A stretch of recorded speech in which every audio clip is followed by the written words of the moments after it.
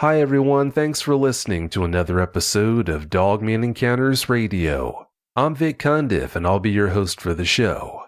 If you've had a Dogman encounter of your own and would like to speak with me whether in private or on the show, please go to dogmanencounters.com and submit a report. I'd love to hear from you. Tonight's guest has been on the show before. Of course, I'm talking about Adam Davis. Adam, welcome back to the show. Thank you very much, Vic. Thanks for coming back. I appreciate it. Adam, you were our guest for episode 51. For the listeners who missed that show, please tell them about yourself. Well, I am currently 42, going on 43 in just a few days here. I've been looking into the phenomenon that we know as the Dogman now since early 2005, when I started hearing reports about strange howls out towards where my girlfriend at the time lived. And I didn't know it before until later on when I found tracks around her place that I had actually had an encounter in 2000 that was over in Dayton proper. And she lives close to Germantown. So it's been technically since 2000, but I've been actively investigating since 2005. So I've been actively investigating since 2005, and I've been working with the NADP since early 2015. You started investigating in 2005, and you've been hooked ever since. Or they've been hooked on me, one of the two, because it seems like I can't get rid of these things. Yeah, from what you've told me, it sure seems like it.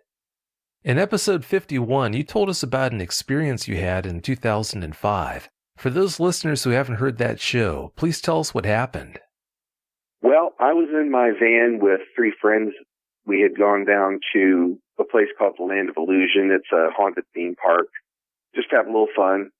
And just out of curiosity to see if we could hear anything going on down there too. Because they have a large trail that's outside for people to walk on. And I forget how many acres the place takes up. But we went down there, and it was October 19th of 2005. Beautiful full moon night, clear as a bell. And we were on our way back to our respective places. I was going to drop everybody off because we were in my van. And we were driving up Germantown Road, which branches off of Route 4. And then Stacy Road continues on in Germantown, because Germantown takes a jog where it becomes Stacy's across the next road. We went across that road. I can't remember right off the top of my head what it was. I think it's Manning Road, if I remember correctly. And we were on Stacy at that point, circling around over to Germantown because we decided to take a loop up through there to see if there was any activity. And I caught eye shine from my headlights over on the passenger side of the vehicle. And I slowed down, figuring that it was probably a deer. I didn't want it to jump out in front of me with me going 35, 40 miles an hour. And I slowed down to about 15 miles an hour to see if it would go across the road on its own without having to honk the horn at it or anything. And I realized that what I was seeing was not a deer. It was something that was actually sitting in the ditch, and the ditch was about a foot lower than the side of the road. And we all got a good look at it, and by that point in time, my headlights were full on it. And we realized that it was a really huge dog-like thing sitting in the ditch. It's like, everybody's like, holy, all kinds of explicatives. And we got up even with it, and its head was dead center of the passenger side window of the vehicle. Now, again, think about that for a second. This was a foot lower than the road, and its head was still dead center of the window of a minivan. And as we passed, we saw that its eyes were sort of reflecting yellow between the moonlight that was reflecting off of the van and direct moonlight. And just as the back end of my van passed, it got up and took 2 steps across the road, just as casual as anything, and was gone. And this thing was head and shoulders taller than my van when I passed it, because I couldn't see its shoulders on the back window of my van. It was just, I still kind of get chills when I think about this because it was that close. And if we would have had the window all the way open on that night, it could have very easily reached in and grabbed my one friend that was sitting in the passenger seat. Or he could have reached out and touched it. Neither of which I would have liked to see. But still, it was just shocking to see it that close and then that much detail. And I got a good look at it as it's crossing the road behind me with my rear view mirror on the outside, the side rear view mirror. And I could see that it was clearly walking on its hind legs, and I could see it had what looked almost like hands, but they weren't hands. It didn't have its hands in like this. It was like the fingers were loose, but they didn't look human. It was more raccoon-like. And I got a glimpse of a tail as it went across the road too. It wasn't real long, but it was definitely a tail. And I mean, it was just like classic modern movie werewolf. You know, dog-like hind legs, walking bipedally, huge upper body, like something out of Van Helsing. When you were watching it outside the van, did you see anything about it that made you think that it must have some sort of paranormal qualities to it? Well, other than that it was huge and it shouldn't exist, I didn't really notice anything as far as anything odd, like it seemed ethereal or anything. It seemed just as solid as a human walking down the road. It was massive, though. I mean, we went back the next day to try to see if it could have been a hoax, like if somebody somehow could walk across the road in 2 steps. And my one friend and I are both 6'2", and we tried several times trying to cross that road in 2 steps. And there was no way. It was like 3.5 steps or more stepping out of the ditch, and that was taking giant steps. Yeah, that must have been a big specimen. You talk about big, I'd estimate it being a minimum of 7.5 feet tall, maybe closer to 8, because like I said, it was head and shoulders taller than my van, and as it went across the back of my van, when it crossed the road, it blotted out the light. Vans are pretty tall, so it must have been at least 8 feet tall. Yeah, like I said, I stand 6'2", and I've got a van that's just 2 years newer than the one that I had, and it's the same make and model, and eye level is right across the top of that van for me. So the van stands probably about, 5'8" across the roof, just a guess. I'd have to actually measure it, but like I said, it was head and shoulders taller than the van, so it was definitely, a minimum of 7.5 feet. Oh, I see. You're talking about a minivan. I thought you were talking about a full size. Yeah, I'm talking about minivan. I mean, even the regular van's not that much taller. It's only maybe about 10 inches taller. But it was still, like I said, it was at the very least 7.5 foot tall. And I would say that probably the top of my van was about, midway of its upper arm. So it was, like I said, just my estimate, about 7.5 to 8 foot. Well, that's still plenty big enough. Was the Dogman you saw that night a source of terror or more so curiosity for you when you were sitting there in the van looking at it? A little of both. It was like the sudden realization that these things are very, very real, and looking at it, you can just see how muscular it is and look at how it's built in general. It's built for strength and speed, and it's not something that you would want to have curl up at your feet at night like a puppy. There's nothing warm and cuddly about these things. And after that initial shock wore off, it was like, holy cow. It's just like, oh my God, these things are real. And then it's like, oh my God, these things are real. It's just that weird paradox you got going on right at the moment of realization, along with the adrenaline pumping and everything at the same time. That's the way I can describe it. I mean, it's just shocking and exhilarating at the same time. Oh, I'm sure it was. You just mentioned that you researched Dogman sightings for the NADP. How active have you been researching sightings for them lately? I've been doing a lot of historical research as of late, looking into the background of certain areas that we've been getting reports out of, mainly around here and especially around Germantown. But we've also been getting reports from around Claremont County, which is south of us. We've gotten reports recently from Fort Wayne, Indiana, which is northwest of us. And I've been personally looking into cases that have been going on in the Lockington area, which is about 50 miles due north of us, because that's an area that's historically known for these things. And there's an ongoing thing in Lockington, from what I understand, where people will actually go out to where the locks are, because Lockington is associated with the Old Erie Canal, hence Lockington, the locks. But people go out there close to the water, and there are still cases where people will come back with scratches from these things along the side of their cars. They'll hear howling and that sort of thing, and there's the occasional sighting out there where they go looking for trouble, is what I look at it as, but they don't know what they're really getting into. But where they actually go out there and park their vehicle and listen at night and everything. Are there any sightings that you know about that happened near Lockington that you can tell us about?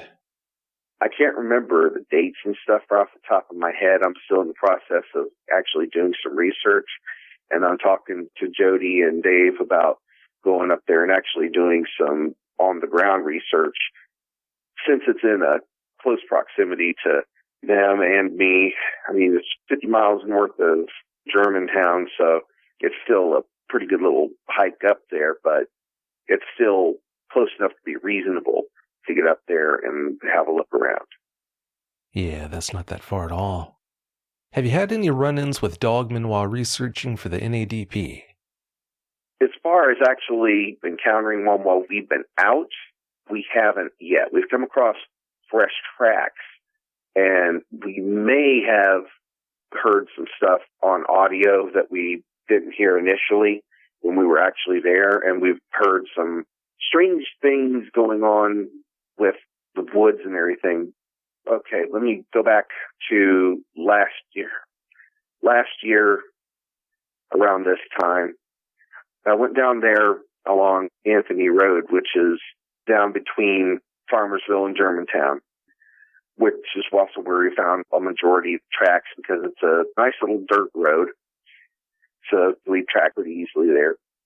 And we went down there after I had found a kill. There was a deer down there that had been taken by one of these things, because the fact that I've never seen any regular animal kill a deer like this, and I've never seen a human be like a poacher. I've never seen them do anything like this to a deer either, where the whole hide was peeled from the back to the front up to the shoulders. And the shoulders were dislocated. One of the front legs was missing. The whole rear end was missing, just leaving the hip bones, and all the internal organs were gone. And there was still meat left on the deer. I went back there a week after I'd found it fresh, and it hadn't been disturbed by any scavengers at all.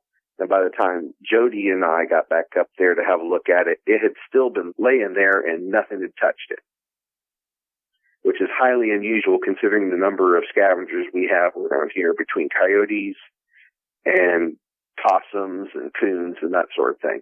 The day that I got there, there was buzzards around, but they weren't touching it. It was just like there was something about that carcass that they knew not to touch it. And like I said, we went back last year, and it was Jody, me, Dave, and another guy, and let's see, if I remember correctly, Jody's wife, and I think Dave's wife, and the other guy's wife was with us too.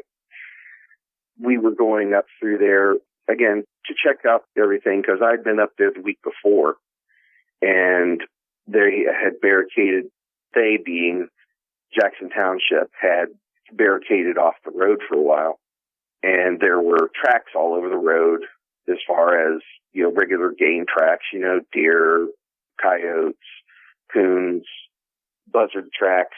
They'd come down and look around for stuff to scavenge from. And it was all over the road. And there had been no vehicles driving down that road for quite some time because the dust was nice and even. There were no tracks from vehicles. So we went back the next week after I had scouted. And when we were down there, I noticed that they had opened up the road temporarily. Generally, there's very little traffic on that road. It's basically a couple local people that go through there now and then to take it as a shortcut. And mostly the farm traffic and Department of Natural Resources. So, like I said, you can walk down that road and not see anybody go down that road for an hour or two at a time. But very, very light. And I noticed that all of the tracks were on the opposite side of the road from the side that the Department of Natural Resources had fenced off back in 2007. That's highly unusual. I mean, because on an average time, you see tracks going across the road and wandering out into the road and everything from the different animals. And the side where the DNR was dead silent. We could still hear birds and bugs and everything on the opposite side of the road towards the creek. But if you were to just walk 10 or 15 feet into the woods on the DNR side and drop the pin, you probably could have heard it hit the ground. That's how silent it was. We went down through there towards the farm area that the Jackson Township Police has claimed as their training ground. And we get down there, and the whole time we're going down through there, we're hearing the occasional snap or crack of a twig in the woods from the side that's dead silent. And we got this constant feeling that we're being stared at.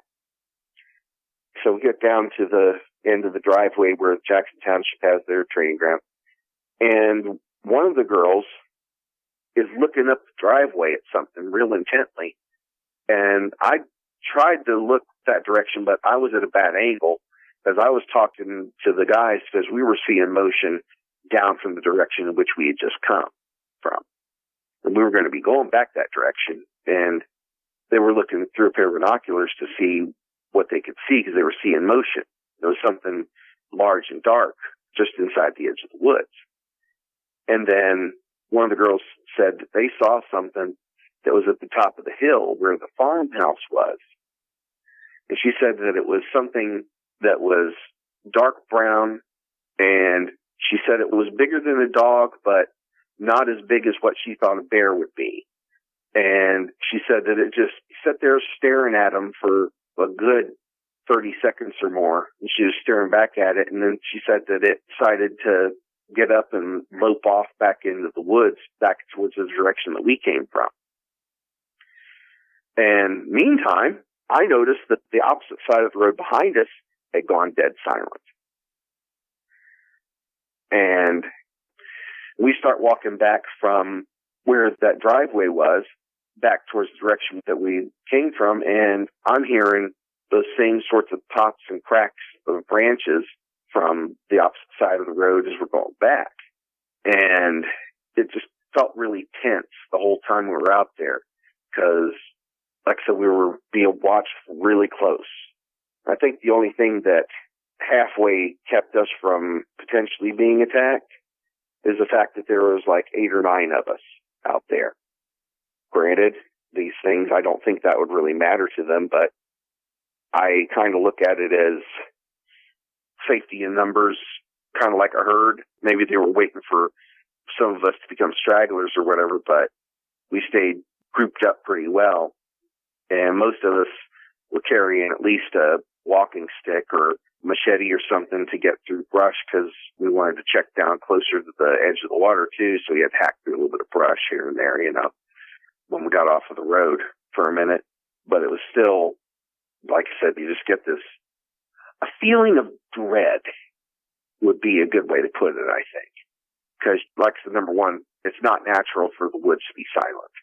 Unless it's like the dead of winter, and even then, you still have some sounds, like the birds that are still there for the winter, and even at night you'll hear the occasional owl or something. But it was like unnatural silence. And then you hear things popping and cracking in the woods with that. You get that distinct feeling that something is not right here. You just might be right about the numbers opinion. I cringe when I hear people talking about going out alone looking for them. Well, I do that occasionally. I know it's dumb, but I usually will scout through first in my vehicle before I actually get out, because I listen, and I don't know how many people that you've interviewed have actually said that they've smelled what these things smell like and everything, but the ones that we've had experience around here with, they smell horrendous. Unless the wind is totally wrong. If one has come through when the air is still, or you're downwind of one, you'll know it, because the smell lingers when the air is still, or if there's the slightest breeze that's blowing towards you. It's probably one of the more horrendous smells that anyone could ever think of smelling. It's like I described before, it's like a freezer full of meat that's been unplugged for 3 weeks, and you mix that with the worst wet dog that you've ever smelled. And it's majorly barf-worthy. But that's the two main things that I keep track of when I'm driving down through there or any other rural road. Because if you smell something that smells like really, really bad roadkill and you don't see anything anywhere, even if you drive along and look in the ditches, and then you go back an hour later, that smell's gone, it's more than likely one of these things. Even if you go back a few minutes later and the smell's gone, because I've done that too. I've circled the block, which is, well, the blocks in the country are about a mile on each side. But if you go around and come back through the same way, you'll notice that it's either still there or it's gone, or the scent has moved, like let's say a couple 100 yards away from where it was. Then it's one of these things. Because more often than not, I've found tracks later on in correlation with that. Yeah, they definitely don't smell very good. Considering the fact you investigate them, do you welcome a face-to-face broad daylight encounter with the Dogman? In one sense, I wish that I could, for the fact of being able to somehow or another catch it on camera. I'm planning on getting a couple GoPros and hooking them up to a helmet or something. So when I'm out in the woods, that I could potentially get it to look at one on camera like that. But in the other sense, no. The simple fact is, I'm too old and broken up to run, and I'm too young to die, especially that way. I mean, seriously, these things are, from everything I've seen, they are, at the very least, aggressive from all the encounters I've heard. I mean, there may be the odd ones that look at somebody and doesn't really do anything, maybe intimidate them. But if somebody is alone out there, or maybe a pair of people are out there, I don't think these things would really hesitate if they really wanted to kill them. Because it'd be an opportunity for them to have a quick and easy meal. They don't have to chase it. And they would have no problem taking care of a human, because we don't really have any natural defenses. And most people out walking in the woods at the most generally are only carrying like a stick. I don't know very many people who, these days anyway, go out with anything more than a walking stick, if they go out with a walking stick. They don't generally go out armed unless they're hunting. And even if they are armed, in almost every case, the weapon's not going to be that impressive against a Dogman anyway, so you're still in bad shape if you run into one and it decides to attack you. Yeah, like Dave did in one of your episodes where he was in the alligator swamp, and he described his encounter when he was on the road, and he got out and shot at one because it was coming at him slow, while the other one was trying to circle around him. If I remember correctly, he used a 357, and he said the thing barely flinched, just kind of looked towards the direction where it got hit, and kept coming. That's right, yeah, he did have a 357. That was episode 95 for anyone who's wondering about that. And when he shot that Dogman in the shoulder with that 357, he said it looked like it was just a shove or maybe a light punch. That's all that it did. Yeah, that's pretty much how he described it to us, and he's actually joined the NADP since then. Yeah, I'm glad he did. He's a good man. What was the most memorable case you've investigated for the NADP? The most memorable case in recent memory is one where we got a report from a lady from just south of Germantown, ironically right between Germantown and the Land of Illusion. She said that she was sitting out on her porch, and this was a broad daylight sighting, though it was still towards dusk, but it was still daylight. She saw this dog man come out of the corn, and yes, here we go again with the corn thing. It came out of the corn and walked across the road and over to a house that's abandoned that sits across the road from her place. And she said that that thing's head was almost brushing the eaves of the house as it went underneath the eaves of the house, and its head was as high as the top of the windows on the house. Now, bear in mind, this is a 1970s style house where the windows were higher off of the ground, and the tops of them go almost all the way up to the ceiling. And if I remember correctly, when we actually went out to interview her, I was looking at the house, and the porch was a good, it was like 2 or 3 steps up onto the front porch before you could go into the door. So you add 8 feet of wall height to that, along with roughly, 20 inches from the ground up to the floor height. You're talking about something that was almost 9 feet tall. And she said that initially she went towards the fence to get a better look at it because it was about 70 yards between her front porch and the side of this house. And when she got to the side of the driveway closer to get a better look, she realized what she was looking at and ran back into the house and locked the door and grabbed her AR and sat there until her husband got home with the AR stuck between her legs, shivering. And she's just like, well, like I was the first time I saw one, just in total awe and shock of what she saw. Even when she was describing it to us, which we actually interviewed her this past June, you could just hear her voice trembling when she was talking about it. It's just crazy. She's still affected like this. That was a really big one. Your fiancée has been experiencing some really strange activity around her property lately. Before you tell us about what's been going on there, please tell us about her property. Well, her property sits on Route 40 through Ohio here. It's just outside of Brookville, so roughly 12 miles north of Germantown, if I remember correctly. And we're rural in the sense that, number one, Brookville's a rural farming town in the first place, but we are about 2 miles outside of Brookville. So there's only a few houses in the immediate vicinity. There's a pig farm about a quarter of a mile down the road, and the bike trail where the railroad is, used to be, I should say, runs up through Brookville and past the house. And there's only, let me think here, 1, 2, 3.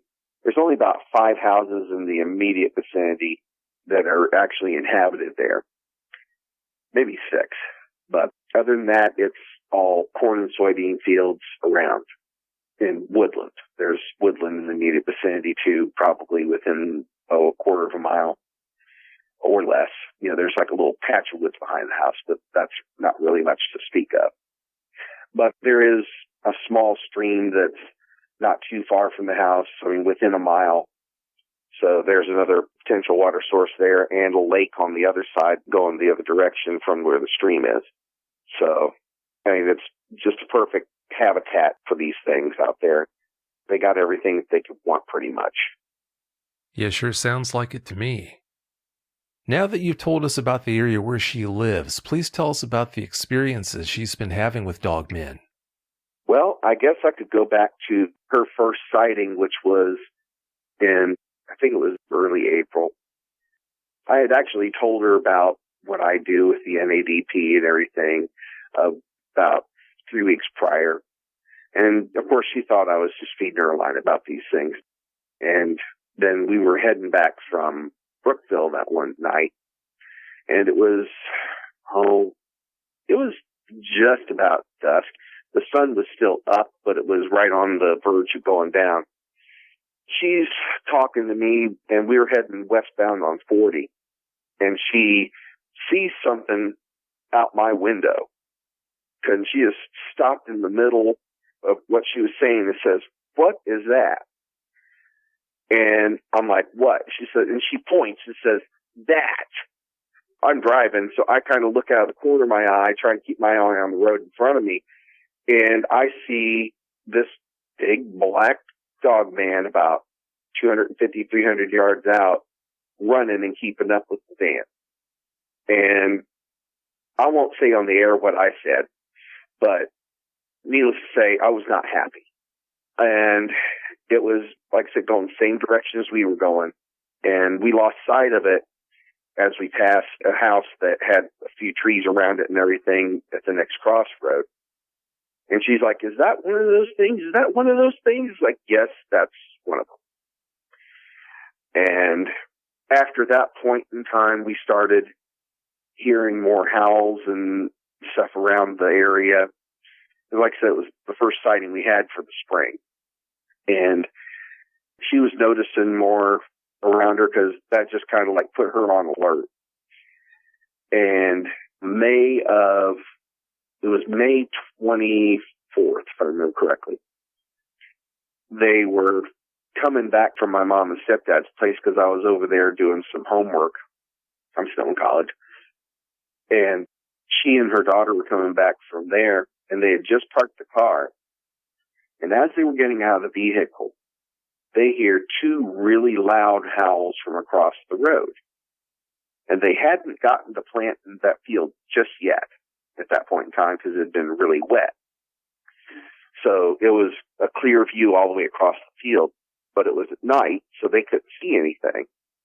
And they told me that there was one howl, and she told her daughter, "Get in the house now." And as they were getting up to the porch there, they heard another howl. And then she said that as they were going in the door, they heard what sounded like a man and a woman screaming from the middle of the field, dead across from the driveway.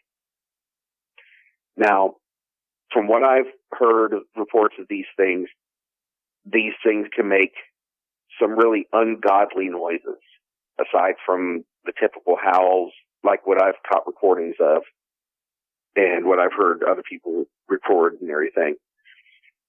So it's possible that it could have been that. But this is the same field where the bike path runs and everything, and it was late May.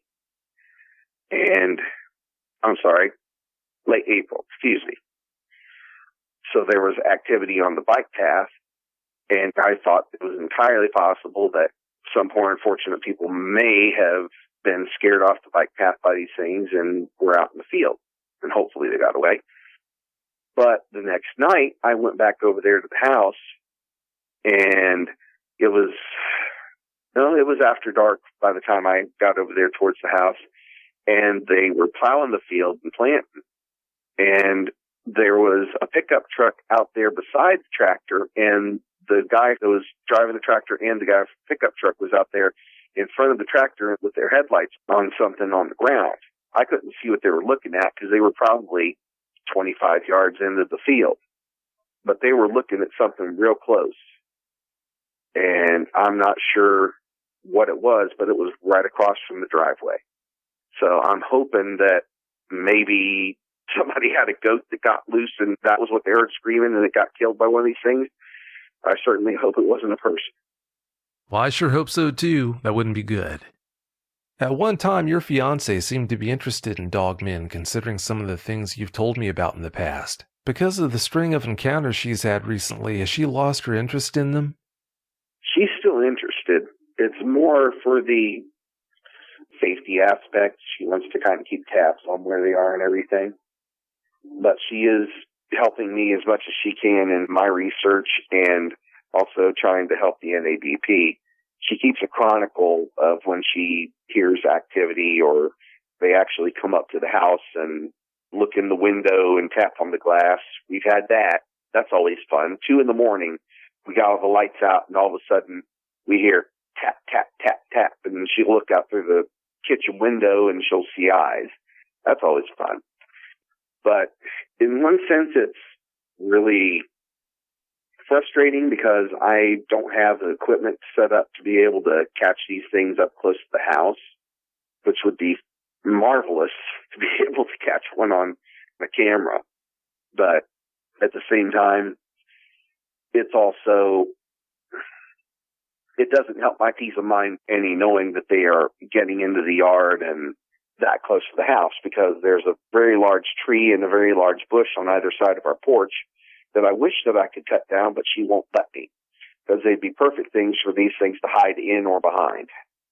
And it's bad enough that we've already got pretty much a hard set rule not to go out at night unless I go out and check first, because I know what to listen for and everything. And she knows what they smell like because she's been with me when we've come across the scent trail of one of these things. And we've had the window open a couple times during the spring before we had the air conditioner in, and that scent would waft in pretty strong. And it's just like, well, we know where they're at. And like I say, again, it's just unnerving to know that they're getting that close to the house. I just wish there was something I could do to keep them back a bit. I mean, even if it was back 50 yards or more, that'd be great. But then again, at the same time, they're leaving evidence in the yard now and then. So it's kind of a 1-2 situation. It's like scary in one hand and great in another, because, hey, they're bringing it to me, Yeah, sounds like they are.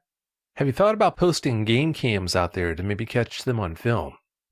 Well, game cams kind of have their advantages and disadvantages. One, most of the time they have like a 1.5 to 2 second delay. And number two, they're expensive. I don't have the kind of resources right now to get 5 or 6 of them like I'd like to and set up. That's why I'd kind of rather go with a DVR system, which I'm looking at getting and putting it at a couple strategic places out there where I could put a couple wireless cameras and have them recording all the time. Yeah, that'd be a really nice setup. Do you ever get the feeling that you encourage the Dogman activity around your house to happen because of the research you've done on them? Well, I don't know. It might not so much be the research that I've done on them as much as the fact that they know my scent. Because I've been around the areas down in Germantown for so long where, considering it's only 12 miles away, I'm pretty sure it's the same pack. And they know my scent, so they know that they can come and mess with me. And anybody who's with me, obviously. But that's what I'm kind of thinking that it is they pick up on a scent, or if they have any kind of an esoteric value to them, then maybe they pick up on that same energy, vibration, or whatever. Like I said, again, if they have that kind of sense. But like I said, if they're picking up on my scent, then they know who I am and they know where I've been. So that might be part of it. And that might be why there's been more activity up this way. I mean, there's been activity in the past, but I hadn't really seen much in the way of reports. But other than the occasional rumor, like, well, there's this thing running around out here, there's been more activity in her immediate vicinity. And of course, she knows about it now, so she's going to notice it. It's kind of like, have you ever been out on the road and you notice a lot more vehicles that are just like yours or the same make and model because you have that car? And then you switch cars and you really don't pay much attention to that car anymore, but you start noticing the cars that are similar to yours again. It's kind of that sort of thing. It's like you know about it, you're interested in it, you've got that intimate knowledge, so you're noticing it more. And coupled with the fact that these things catch on to people's sense or whatever, and they keep after them.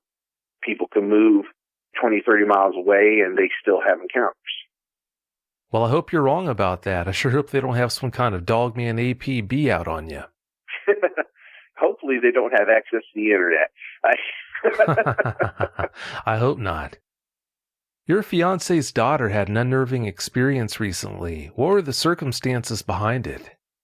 Well, we were at at the house, and she was laying down in her bed, and at that point in time, we didn't have curtains on her windows. And she said that she was laying there with her back towards the window. And just outside of the wall, she heard this loud for being outside, low growl. And she didn't look. She just kind of froze. And she heard it again. And again, she didn't look towards the window. And she slowly got up and came out. And her face said it all before anything came out of her mouth that she was scared. But she said that she heard this growl in her room, or while she was in her room, twice from outside the window. And we were like, "Are you sure it was a growl?" He's like, "There was no mistake in it." And she's a very mature, level-headed 13-year-old. Well, very level-headed and mature for a 13-year-old, I should say. But she was very straight on about it. She doesn't fool around with this kind of stuff. She wasn't trying to trick us or anything. And she had heard me describe, what I do with the NADP and everything to her mom. But again, just like her mom was initially, she was like, "You're full of it. Yeah, haha, funny." But after she heard that, that made her a believer. Oh, I'll bet that did make her a believer. A guest stayed with you not too long ago and had a sighting of her own. What'd she tell you about her experience?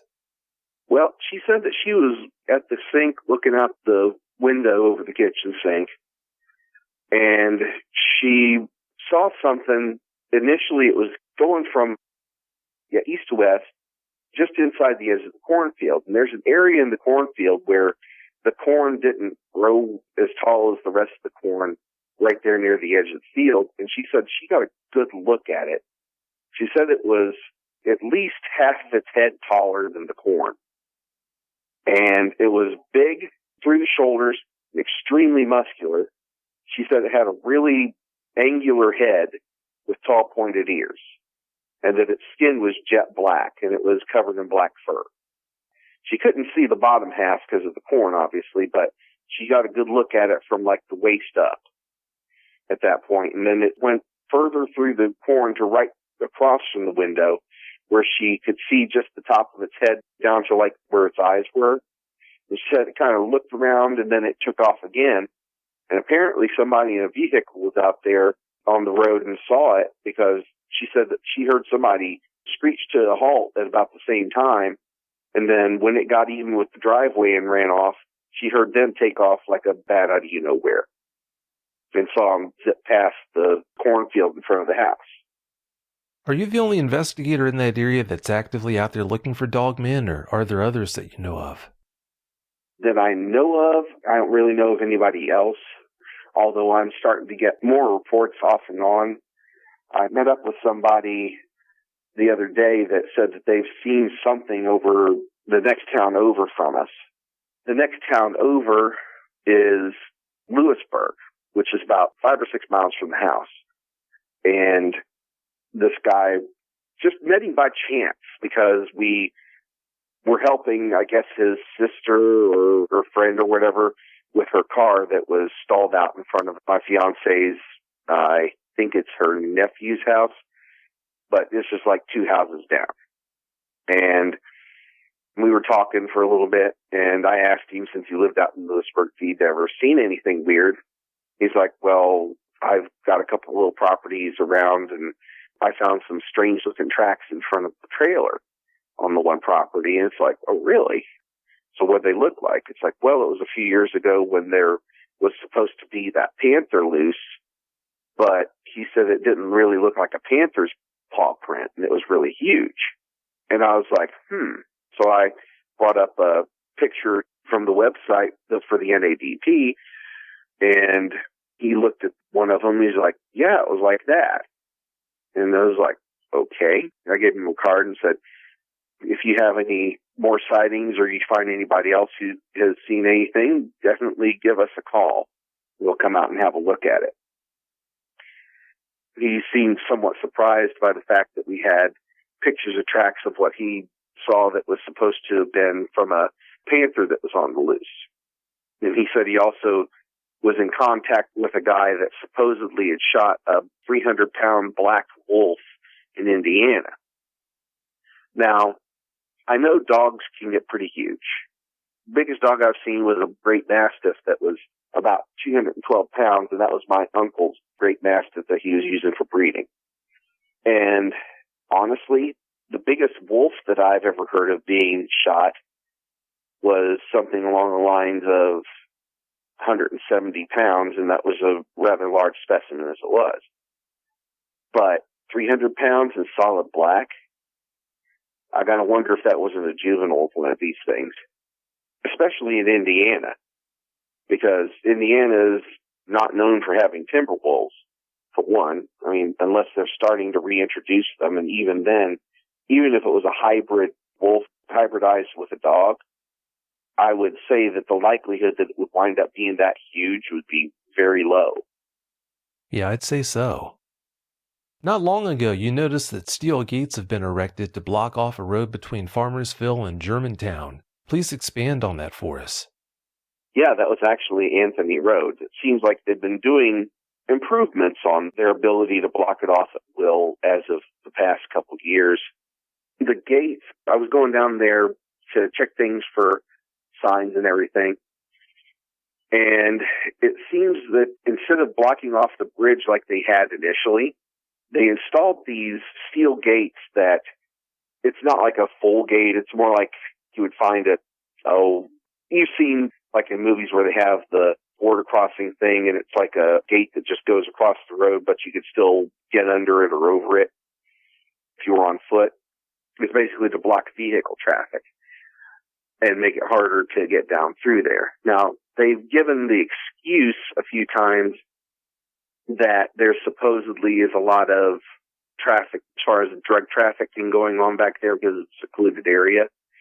And back in the 70s, from people that I've spoken to in the Farmersville area and Germantown, they said, there were satanic cults that would go back there and do their thing, so the police didn't want people going down through there, around Halloween and at night and stuff like that. But this is something entirely new in the fact that it's a permanent gate. And that place floods once in a great while, but in my opinion, they don't really need a gate for that. I mean, it's just old dirt road, which they actually, when I went down there that time and saw those gates, they had really heavily graveled it, which isn't leaving very much in the way of loose dirt to find tracks in anymore. So I'm going to go back down through there in the next, month or so and see if the dirt has kind of built back up a little bit to where it's settled out to where there could be more tracks found, because last time we went down through there, they had really hit it hard with really coarse gravel. So that might be an effort to try to keep people from looking for tracks and stuff, potentially. They can't really keep people off of the private property side of the road, though, where there's the potential to find tracks in the woods over there. But the fenced off side where the DNR took over, that's another matter, because when we were back there, it was October before last, if I remember correctly, when I was first showing Jody the carcass that we found. Like I said, it hadn't been repaved like that ever, and they didn't have it blocked off or anything at that point in time. Then the next year they'd start blocking off the road with a concrete barrier on one end of the bridge and road closed signs on the other, and then up at the other end, right by the Jackson Township training ground, they blocked it off with a concrete barrier there. And they just had a barrel to mark off that it was closed up at the end of the other end of Anthony Road where it meets Lower Gladys Road.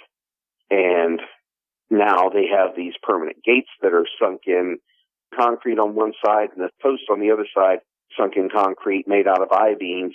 And then they have this welded steel hinged gate. So they could, like I say, they can shut it off at will to restrict traffic.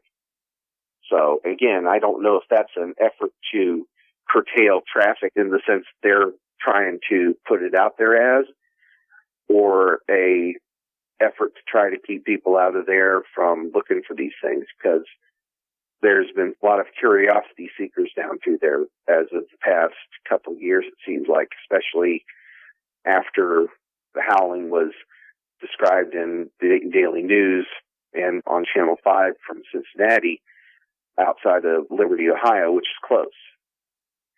And, of course, rumors get around, people are looking for these things over here close to Germantown, and there was supposedly the Germantown werewolf and the Butter Street monster, so maybe it's down here, So I'm thinking that might be in part one of the reasons why they are shutting it off, because of what they have been progressively doing down there as far as curtailing traffic and trying to have more of a quote-unquote police presence down there. Between the heavy gravel they put down and the steel gates they installed, it sure sounds to me like the local authorities are refining their tactics there. That's what we're kind of looking at, too. Because, like I said, up until 2008, when they actually initially fenced the one area off for the metro parks and everything, there was nothing down there that had anything to do with any kind of authority. And that was a year and a half after I had found a clothes down there with my ex-girlfriend. That just might be what's behind it. While we're on this topic, you found a section of fence recently that incurred some strange damage. What can you tell us about that? Well, again, down there along Anthony Road, this was during our trip down there where we were hearing stuff in the woods and everything, and the woods were silent. We went down through there, and we noticed some of the fence posts for the DNR were bent over really, really harshly. I mean, it almost looked like somebody tried to drive through it. But the area where the fence was completely down to the ground, there was no way that it was large enough for somebody to have tried to bring a car through it, because it was stretched. The post on where the gap actually was where we could walk back in there, the post on the left of where we could go in was still straight up, but the post on the right was bent almost all the way down to the ground. And then the two posts after that were pulled in that direction by the fence.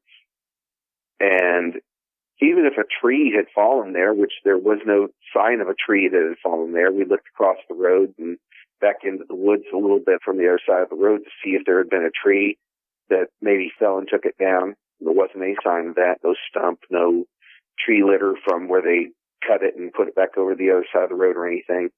No broken branches where the fence was down or anything from there. And no tire tracks from where somebody could have potentially run off the road and hit that. So we were thinking about, number one, why something would do that, and number two, how strong it would have to be to do that. And I've had experience with what they call T-posts, which is the style of posts that got down through there for that fence, because it's easy to install them. You just beat it into the ground with a pulse driver. And those things are very hard to try to bend. I mean, it would take two men using their full weight to even start to bend one over. And this thing was just pushed down like somebody with massive strength had just taken it and shoved it to the ground. I mean, let alone with the fact that fence that was strung to the other two posts had taken the posts partway with them. And it had stretched this fence. So something massive, or at the very least extremely strong, and at least, well, one of these things, or something with the strength of one of these things, did that. And like I said, again, this is on the DNR side. And another thing I noticed about the place where they did it at, it was like there was a natural hollow right there with the way the branches were overhanging from the tree. And I'll see if I can find the pictures that I took of it, if I still have them. But it was almost like an ambush spot that something had set up, for it wouldn't have to try to jump over the fence to go after whatever it was after.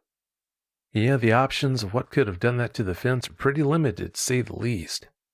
The NADP has a new video coming out, Adam. Please tell us about it. Well, this video, at least the investigation part, earlier this summer rattled some cages down in the LBL. We should actually have it out for Scarefest, if all goes according to plan here, down in Lexington. It's going to be a documentary about the LBL and what happened down there back in 1982 and 1988 and subsequent sightings of the beast of the LBL.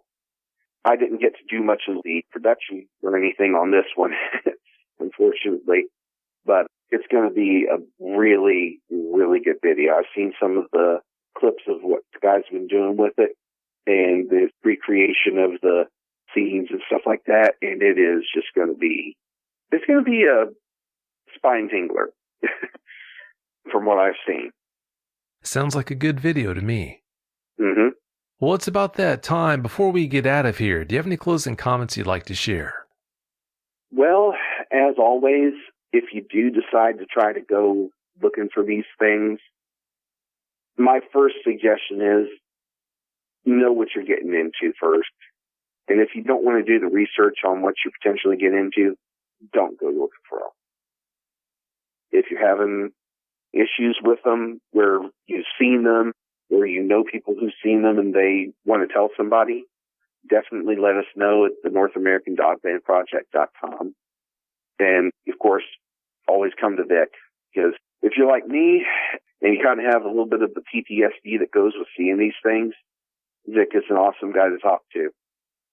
Well, thanks for the good words. I appreciate it. If you turn up any other evidence and would like to come back on the show and tell us about that or have any other interesting outings, please do let me know and we'll definitely bring you back on. But having said that, thank you so much as always for your time. Have a great night. You too, Vic. Bye-bye. Bye. If you've had a Dogman encounter of your own and would like to speak with me, whether in private or on the show, please go to Dogman-Encounters.com and submit a report. I'd love to hear from you.